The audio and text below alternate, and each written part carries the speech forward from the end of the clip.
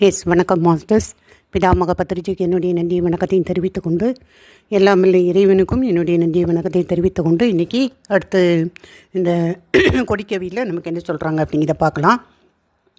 அதாவது இங்கே என்ன பாட்டு கொடுத்துருக்காங்க அப்படின்னா, வாக்காலும் மிக்க மனத்தாலும் எக்காலும் தாக்காத உணர்வறிய தன்மையனை நோக்கி பிரித்தறிவு தம்மில் பெரியாமை தானே குறிக்கும் அருள் நல்க கொடி அப்படின்னு பாட்டு கொடுத்துருக்காங்க. அதாவது இங்கே என்ன அப்படின்னா, இந்த சொல்லாலும் நம்முடைய சொல்லினும் விரையப்பாயும் இந்த மனத்தாலும் ஒரு காலத்திலும் எட்டுவதற்கும் உணர்வதற்கும் அரிய தன்மை உடையவனை. அப்போ நம்ம சொல்லாலேயோ சொல்லிலும் விரைய பாயக்கூடிய அந்த ஒரு சிந்தனையாலோ மனதினாலேயோ கூட ஒரு காலத்திலும் அது எட்டுவதற்கு அரியவனாக அவன் இருக்கிறான் இல்லையா. எட்டுவதற்கும் உணர்வதற்கும் அரிய தன்மை உடையவனை, அறிவுக்கு அறிவாக விளங்கும் அந்த இறைவனை அறிவதற்கான அந்த அருளை அவனே வழங்குமாறு வேண்டி கொடி கட்டினேன் அப்படின்னு உமாவதி சிவாச்சாரியார் சொல்கிறார். அதாவது அப்பா, சொல்லுக்கும் நீ சொல்லிலும் விரைய பாயக்கூடிய அந்த மனத்தாலும் நீ ஒரு காலத்தில் எட்டுறதுக்கும் உணர்றதுக்கும் அறியவனா நீ இருக்கிற. நீ உன்னுடைய திருவருளை நீங்கள் எனக்கு கொடுத்தீங்கன்னா எங்களால் உன்னை உணர முடியும். அதனால் நீங்கள் உங்கள் அருளை தாங்கன்னு சொல்லி நான் கொடியை கட்டினேன் அப்படின்னு உமாவதி சிவாச்சாரியார் சொல்கிறாங்க. அதாவது சொல்லினும் விரையப்பாயும் மனத்தாலும் ஒரு காலத்திலும் எட்டுவதற்கும் உணர்வதற்கும் அரிய தன்மை உடையவனை, அறிவுக்கு அறிவாக விளங்கும் இறைவனை அறிவதற்கான அருளை அவனே வழங்குமாறு வேண்டி கொடி கட்டினேன் அப்படின்னு சொல்கிறாங்க. அப்போ இந்த இறைவன் சொல்லால் உணர்த்தப்படுவதற்கும் மனத்தால் உணரப்படுவதற்கும் அரியவன். இறைவன் அப்படிங்கிறவர் நம்முடைய சொல்லாலேயோ மனத்தாலேயோ உணரப்படுறதுக்கு அவன் அரியவன் இல்லையா. சிவஞான சித்தியாரில் மறையினால் அயனால் மாலால் மனத்தினால் வாக்கால் மற்றும் குறைவிலா அளவினானும் கூறனாதாகி நின்ற அந்த இறைவனார் கமலப்பாதம்னு அருள்நந்தீசம் அருளி செய்திருக்கக்கூடிய பாடலை இங்கே காட்டியிருக்காங்க. அதே மாதிரி சிவப்பிரகாசத்தில் பாசமா ஞானத்தாலும் படற்பசு ஞானத்தாலும் ஈசனை உணர உண்ணாது அப்படின்னு அந்த பாட்டில் வரக்கூடியது இந்த கருத்தை இங்கே வலியுறுத்துவதாக இங்கு சொல்லியிருக்காங்க. ஸோ இவ்வாறு எட்டாத தன்மையுடைய அந்த இறைவன் எங்கோ தொலைவில் இல்லாமல் உயிருக்கு உயிராக அவற்றோடு நிற்கிறான். எட்டா தன்மையுடைய அந்த இறைவன் எங்கேயோ தொலைவில் இல்லை, ஆனாலும் உயிருக்கு உயிரானதான் அவன் இருக்கிறான், அவற்றோடு நிற்கிறான். ஆனால் அந்த உயிர்களினுடைய தன்முனைப்பினால் அவன் அறியப்படாதவன் அப்படின்னு. அப்போ நம்ம நான் எனது அப்படிங்கிற அந்த தன்முனைப்பில் இருக்கிறதுனால நம்மளால் அறிய முடியல, சரிங்களா. உயிர்களின் தன்முனைப்பினால் அறியப்படாதவன் அவனுடைய திருவருள் வழியிலே அடங்கி நிற்பார்க்கு தானே இறங்கி ஆசிரிய திருமேனி கொண்டு வந்து அருள் பாலிக்கிறான் என்பதனை குறிக்க தம்மிற் பிரியாமை தானே குறிக்கும் அருள் நல்க என்று குறித்தார். அப்போ நான் எனது அப்படிங்கிற அந்த தன்முனைப்பு இல்லாமல் அந்த திருவருள் வழியிலே அடங்கி நிற்கிறவங்களுக்கு அவர் தானே இறங்கி ஆசிரிய திருமேனி கொண்டு அவர் அருள் பாலிக்கிறார் அப்படிங்கிறத இந்த இடத்துல நமக்கு குறித்து காட்டுறாங்க. தம்மேர் பிரியாமை தானே குறிக்கும் அருள் நல்க அப்படிங்கிறத நமக்கு எடுத்து காட்டுறாங்க. என்ன பாட்டில் இதில் வருது, சரிங்களா. அப்போ தம்மீர் பிரியாமை தம்மில் பெரியாமை தானே குறிக்கும் அருள் நல்க கொடி அப்படின்னு அதில் வருது இல்லையா. அதை நமக்கு சொல்கிறாங்க. அப்போ இந்த இடத்துல நமக்கு தன்முனைப்பாகிய நான் எனது அப்படிங்கிற அந்த தன்முனைப்பு இருக்கிறவரை இறைவனுடைய அருள் கிடைக்காது. அப்போ இறைவனுடைய அருள் இருந்தால் மட்டும்தான் அவனையே அறிய முடியும், நம்மளால் அவனையே உணர முடியும், சரிங்களா. அப்போ இந்த திருவருள் கொண்டு தான் நாமே அவனை உணரணும். அல்லாது அவன் சொல்லாலோ அல்லது சொல்லினும் விரைய பாயக்கூடிய அந்த மனத்தாலோ நாம் அவனை அவரை அறிய முடியாது, சரிங்களா.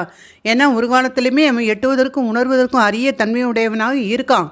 ஆனாலும் அறிவுக்கு அறிவாக விளங்கக்கூடிய அந்த இறைவனை அறிவதற்கான அந்த அருளை அவனே நமக்கு தந்துட்டான் அப்படின்னா அவனை நம்மளை அறிய முடியும். அப்போ அது எப்படி அப்படின்னு பார்க்கும்போது நம்ம இந்த பசு அறிவாலோ அல்லது பாச அறிவாலோ அவனை அறிய முடியாது. அந்த பதி அறிவாகிய அந்த இறைவன் அந்த ஆசிரிய திருமேனி குருவாக வரார் இல்லையா, அந்த ஆசிரிய திருமேனி கொண்டு அருள் பாலிக்கும் போது அப்போ நமக்கு அவனை அறிய முடியும் அப்படின்னு சொல்கிறாங்க. அப்போ இதில் அடுத்து என்ன சொல்கிறாங்கன்னா, இதில் வந்து பாச அறிவாலோ அல்லது பசு அறிவாலோ நம்மளால் அவனை அறிய முடியாது. பதிஞானத்தால் மட்டும்தான் அறிய முடியும். அதை தான் இந்த திருமேனி கொண்டு வரக்கூடிய, அதாவது ஆசிரியர் திருமேனி கொண்டு வந்து நமக்கு அருள் பாலிக்கிறார் இல்லையா, அப்போ மட்டும் அவனை வந்து அறிய முடியும். அப்போ இந்த பதிஞானம் கைவரப்பெற்ற அந்த ஞானிகளோடு நாம் வந்து கூடியிருந்து மட்டுமே எவருமே இதை வந்து இறைவனை அறிந்து கொள்ள இயலும் அப்படின்னு வந்து சொல்கிறாங்க. ஏன்னா பாசஞானத்தினும் பசுஞானத்தினும் வேறாக பிரித்து நுட்பமாக ஆராய்ந்து பார்த்து பதிஞானம் கைவரப்பெற்ற அந்த ஞானிகளோடு நாம் கூடியிருந்து மட்டுமே எவரும் அறிந்து கொள்ள இயலும்.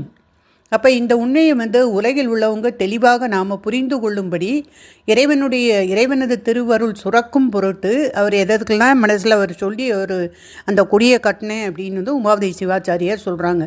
அப்போ இந்த பதிஞானத்தால் மட்டும் அல்லது இந்த பதிஞானம் கைவரப்பெற்ற அந்த ஞானிகளோடு கூடியிருந்து மட்டுமே நாம் எவருமே இறைவனை அறிந்து கொள்ள இயலும். இந்த உண்மையை உலகில் உள்ளவங்க தெளிவாக புரிந்து கொள்ளும்படியும் இறைவனது திருவருள் சுரக்கும் பொருட்டு இந்த கொடி கட்டப்பட்டது அப்படின்னு வந்து சொல்கிறாரு. அப்போ இதுக்கு இறைவனுடைய திருவருள் வேணும். அதுக்காக தான் நான் வந்து அதை சொல்லி திருவருள் வேணும் அப்படின்னு சொல்லி அந்த கொடியை கட்டுறாரு. திருவருளுடைய உதவியின்றி எதையும் சாதிக்க முடியாது என்பது இதனால் நமக்கு அறியப்படுது. சரிங்களா?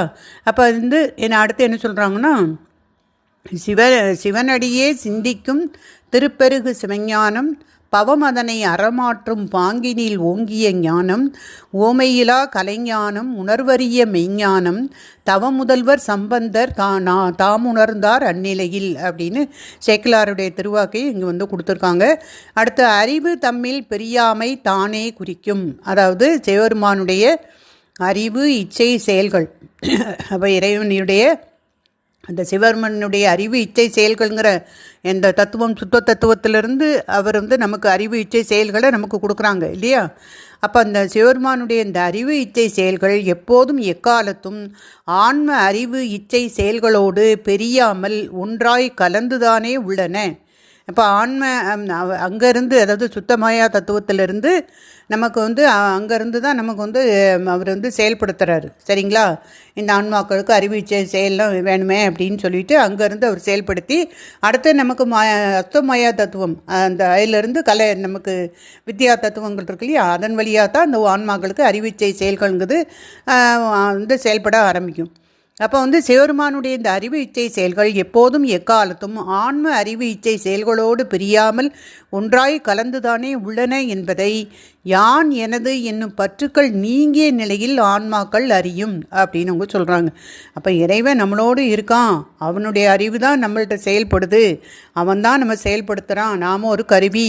அவனுடைய அறிவு, அவனுடைய இச்சை, அவனுடைய செயல்களை தான் அவன் சொல்லி தான் நான் செய்கிறேன், அல்லது அவன் என்னை வந்து செய்யக்கூடிய ஒரு கருவியாக வச்சுருக்கான் அப்படிங்கிற விஷயத்த எப்போ இந்த ஆன்மாக்கள் நான் எனது அப்படிங்கிற பற்றுக்கள் நீங்கிய நிலையில் இருக்காங்களோ அப்போ தான் அந்த ஆன்மாக்கள் அறியும் அப்படின்னு வந்து சொல்கிறாங்க.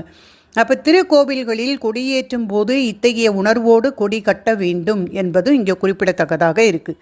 அப்போ இந்த மாதிரி கொடி கட்டும்போது அவங்க வந்து இந்த மாதிரியான உணர்வோடு வந்து கட்டணும். யான் எனது என்னும் பற்றுக்கள் நீங்கிய நிலையில் ஆன்மாக்கள் அறியும் என்பதையும் குறிக்குது.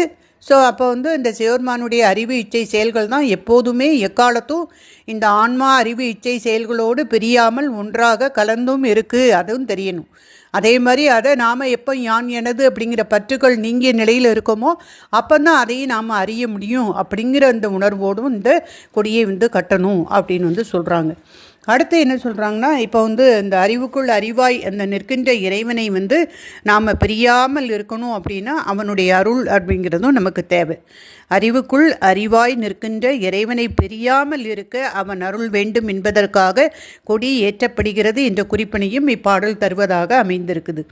அப்போ வாக்கு மனங்களால் ஒரு காலத்திலும் எட்ட முடியாத அரிதற்கு அரிதாகிய தன்மை உடையவனை, அறிவுக்கு அறிவாய் இருக்கின்றவனை, அவ்விறைவனை பிரியாமல் இருப்பதான அந்த அருள் நிலையை பெற்றிட அவன் அருள் வழங்கிட வேண்டி கொடியேற்றினேன் அப்படின்னு உமாபதி சிவாச்சாரியார் நமக்கு சொல்கிறாங்க. Okay masters, thank you masters.